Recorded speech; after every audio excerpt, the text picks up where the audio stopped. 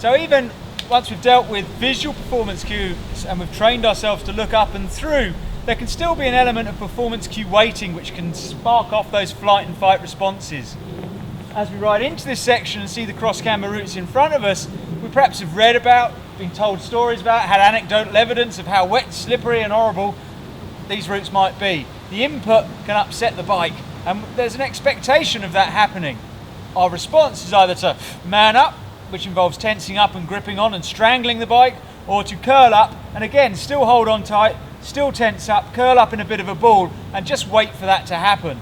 Yep. So it's very easy to think to this section rather than through it, and what we want to be doing coming into here is thinking about where we want to be next rather than what we're doing. By looking ahead on the trail we're getting there, but by thinking ahead on the trail we're making that work even more. What we get then is thinking body, dancing mind. It's a slight reversal on how we normally are, but the body deals with the section we're in while the mind's off thinking about where we want to be next. That little bit of thinking ahead gives us more time to prepare for the next section and less chance for the body and the brain to interfere with each other and upset that balance that we're looking for as we ride through a section like this. So by thinking through, hopefully we can stay in a more controlled emotional state. Rather than the physical manifestations of the flight side kicking in or the fight side kicking in, we're going to keep a looser wrist with a looser grip with a dropped wrist, so we don't have to tighten up and hold on tight and strangle the bars. We're going to be thinking through and breathing, so we're going to be more relaxed in our core. We're still going to have some strength and power there, but we're not going to go rigid. If the bike can't move up and down more freely, it's going to pick a path of less resistance. And that's when you can squeeze the bike out from under you, rather than letting the bike move up and down as it needs to traverse these routes. So Ian's going to be thinking, or as one of us comes through, we're going to be thinking about thinking through the section, breathing normally rather than holding our breath, and rather than strangling the bike and forcing it and fighting it through the section, pushing through the section, thinking through the section and looking through the section. And so making sure that all of those bits are working and adding in a tiny little tweak to the body position that just enables us to ride the camber a little bit better.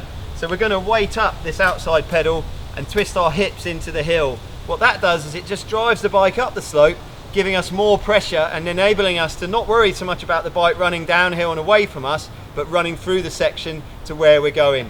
Thinking through this, not dwelling on it, enables you to ride through it a lot more successfully. It takes a little bit of training. All the things we looked at in vision are very relevant as well, and it's just working on those elements to get your vision and now your weighting and thinking through all sorted as you come into these sections.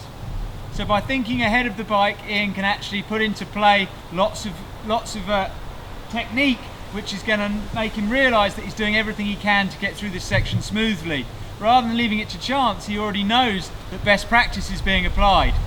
So by dropping the outside foot, leading the bike into the slope, twisting the hips and dropping the heel early, everything is in place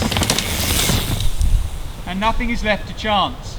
And if nothing is left to chance, there's no need to worry. So there's no need to slip into either that flight mode or that fight mode.